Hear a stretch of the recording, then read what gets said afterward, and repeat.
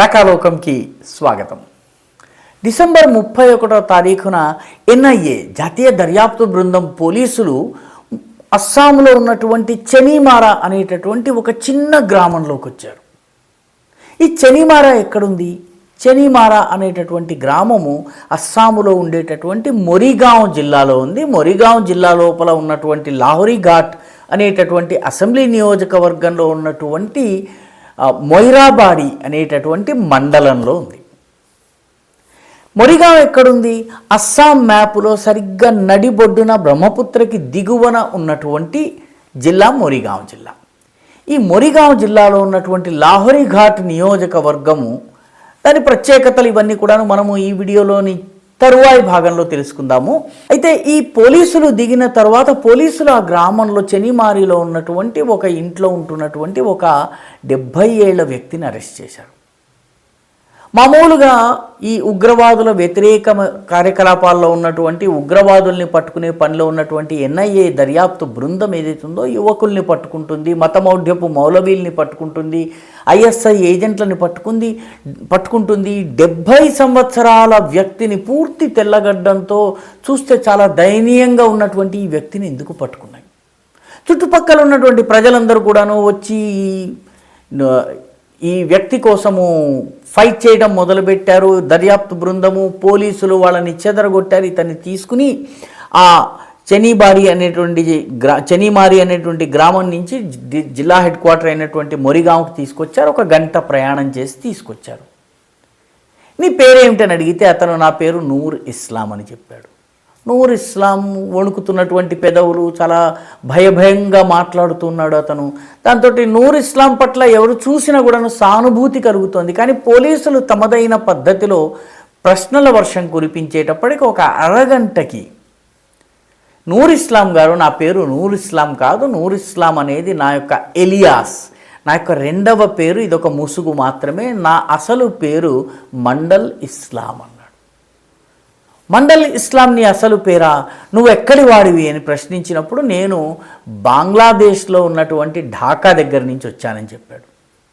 ఢాకా నుంచి ఎలా వచ్చావు అంటే, నేను బంగ్లాదేశ్ పాస్పోర్టుని తీసుకుని త్రిపురలో నేను గేట్ దగ్గర ఈ పాస్పోర్ట్ చూపించి త్రిపురలోకి ప్రవేశించాను.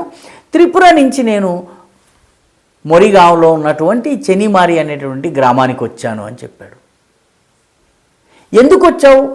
ఆశ్చర్యకరమైనటువంటి విషయం ఏంటంటే, త్రిపురలో ఉన్నటువంటి ఈ త్రిపుర రాజధాని అగర్తలా నుంచి ఈ చెనీమారి ప్రాంతం ఏదైతుందో ఇది దాదాపుగా 599 కిలోమీటర్లు, అంటే దాదాపు 600 కిలోమీటర్లు.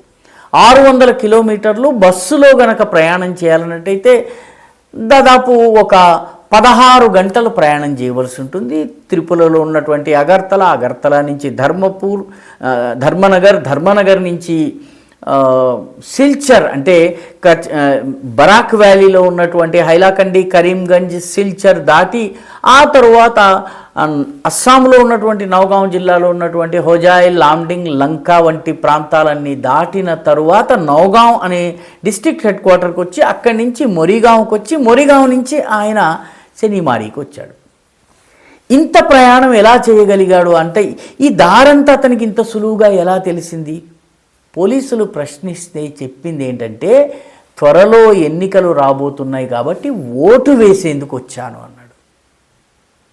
పోలీసులు ఒక్కసారిగా కళ్ళు తేలేశారు. ఈ వ్యక్తి ఇండియాలో ఎన్నికలు రాబోతున్నాయి, త్వరలో ఏప్రిల్ నెలలో ఎన్నికలు జరగబోతున్నాయి కాబట్టి ఓటు వేయడం కోసము 6-7 నెలల ముందే వచ్చేసేసాడు ఇతను.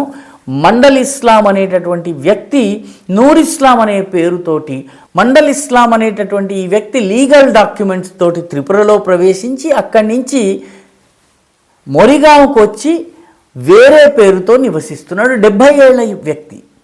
70 ఏళ్ల వ్యక్తి మారు పేరు పెట్టుకుని ఇక్కడ ఎందుకు నివసిస్తున్నాడంటే, ఇక్కడ ఓటర్ల జాబితాలో అతని పేరు నూర్ ఇస్లాం.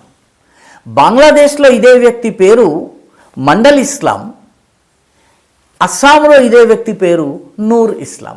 ఎందుకు వచ్చామంటే, నేను ఓటు వేయడానికి వచ్చాను. ఎన్నికలు ఎప్పుడున్నాయి? ఏప్రిల్లో ఉన్నాయి. ఏప్రిల్లో జరగబోయే ఎన్నికలకి నవంబర్ డిసెంబర్లోనే ఎందుకు వచ్చావు అంటే, నేను ప్రతిసారి ఈ రకంగా ముందుకు వస్తాను, ఎందుకంటే ఎన్నికల టైంలో అప్పటికప్పుడు వచ్చినట్టయితే గుర్తుపట్టి పోలీసులు అరెస్ట్ చేసే అవకాశం ఉంది కాబట్టి ముందే వస్తాను అన్నాడు. ప్రతిసారి ఓటు వేయడం అంటే పోలీసులు ప్రశ్నిస్తే అతను జవాబు చెప్పాడు, ఇప్పటికీ నేను 10-11 సార్లు అస్సాంలో నూర్ ఇస్లాం అనే పేరుతో ఓటు వేశాను. ఒక్క నూర్ ఇస్లాం పట్టుబడేటప్పటికి ఇప్పుడు అస్సాం అంతా కూడా ఈ నూర్ ఇస్లాం అలియాస్ మండల్ ఇస్లాం గురించి, 70 ఏళ్ల వ్యక్తి గురించి పెద్దగా చర్చలు జరుగుతున్నాయి, పత్రికల్లో కథనాలు వస్తున్నాయి, వార్తలు వస్తున్నాయి. అసలు ఈ వ్యక్తి ఏ రకంగా లీగల్ డాక్యుమెంట్స్ చూపించి లోపలికి వచ్చిన తర్వాత ఎట్లా మాయమైపోయి మండల్ ఇస్లాం నుంచి నూర్ ఇస్లాంగా మారి 600 కిలోమీటర్లు ప్రయాణం చేసి తన గ్రామానికి వచ్చి ఈ గ్రామంలో నివసిస్తున్నాడు అనేది చూసేటప్పటికీ అందరూ ఆశ్చర్యపోతున్నారు. ఎందుకంటే ఇప్పుడు ప్రశ్న ఏంటంటే, ఈ రకమైనటువంటి ఎంతమంది ఓటర్లు బంగ్లాదేశ్ నుంచి ఎన్నికల సమయానికి భారతదేశంలోకి వచ్చి ఎన్నికలు కాగానే తిరిగి వెళ్ళిపోయి తమ గ్రామాల్లో, బంగ్లాదేశ్లోని తమ గ్రామాల్లో తమ పనులు చేసుకుంటున్నారు. ఒక్క నూర్ ఇస్లాం దొరకకుండా ఉన్నటువంటి వాళ్ళు ఎంతమంది? ఈ మొరిగాం జిల్లాలో ఉన్నటువంటి లాహోరీ ఘాట్ అనేటటువంటి అసెంబ్లీ నియోజకవర్గం ఏదైతే ఉందో, ఈ అసెంబ్లీ నియోజకవర్గంలో 91% ముస్లిములు ఓటర్లు. వీళ్ళందరూ కూడాను బంగ్లాదేశ్ మూలానికి చెందిన వాళ్ళు. బంగ్లాదేశ్ మూలానికి చెందినటువంటి ఈ మొయిరాబాడి కానివ్వండి, భూర్గాం కావచ్చు, ఈ చుట్టుపక్కల ప్రాంతాలన్నింటిలో కూడాను వాళ్ళ జనాభా ఉంటుంది. కాబట్టి బయట నుంచి ఎవరు కూడాను ఎవరికి తెలియకుండా వెళ్ళరు. కాబట్టి ఆ ప్రాంతంలో ఒక్క లాహోరీ ఘాట్ నియోజకవర్గంలోనే ఈ తరహా ఎంతమంది ఉండుంటారు? ఇలా అస్సాం మొత్తం మీద దాదాపు ఒక 30-35 నియోజకవర్గాల్లో బంగ్లాదేశీ ముస్లిములు ఈరోజు మెజారిటీలో ఉన్నారు. బర్పేటా జిల్లాలో ఉన్నారు, గ్వాల్పాడాలో ఉన్నారు, ధుబ్రీ జిల్లాలో ఉన్నారు, కచార్, హైలాకండి, సిల్చర్ ప్రాంతంలో ఉన్నారు.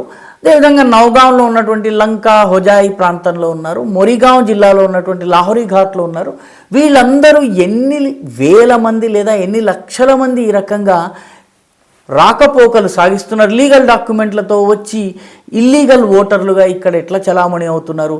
నిజానికి దీనిపైన చాలా లోతైనటువంటి దర్యాప్తు జరగవలసిన అవసరం ఉంది. ఈ రకంగా అస్సాంలో ఎన్నికల ఫలితాలను ప్రభావితం చేసేందుకు ఎంతమంది వస్తున్నారు, ఎలా వస్తున్నారు, వాళ్ళు ఏ రకంగా వాళ్ళ గ్రామాలకు వెళ్తున్నారు, దీనిపైన దర్యాప్తు జరగవలసినటువంటి అవసరం ఉంది. ఒక్క నూర్ ఇస్లాం అలియాస్ మండల్ ఇస్లాం దొరికారు, కానీ దొరకకుండా ఉన్న వాళ్ళు ఎంతమంది?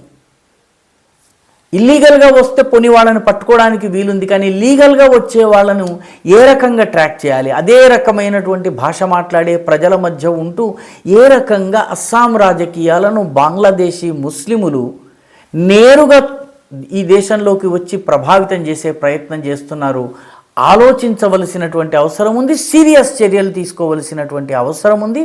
ఇప్పుడు ఏజెన్సీలు ఇటువంటి ఓటర్లు, నూర్ ఇస్లాం వంటి ఓటర్ల జాబితాలో పేరు ఉన్నటువంటి బంగ్లాదేశీ పౌరులు, వాళ్ళు బంగ్లాదేశ్లోనూ ఓటర్లు, భారతదేశంలోనూ ఓటర్లు, ఈ తరహా మనుషులు ఎంతమంది ఉన్నారన్న లెక్క తీసేటటువంటి పనిలో హిమంత విశ్వశర్మ ప్రభుత్వము ఈ తరహా వ్యక్తుల్ని ఏరివేసే విషయంలో చాలా శ్రద్ధను, చాలా పట్టుదలను కనపరుస్తోంది. ఈ వీడియో మీకు నచ్చినట్టయితే లైక్ చేయండి, షేర్ చేయండి, ఈ ఛానల్కు సబ్స్క్రైబ్ చేయండి. మీ అభిప్రాయాన్ని కామెంట్ల రూపంలో తప్పనిసరిగా పంపించండి.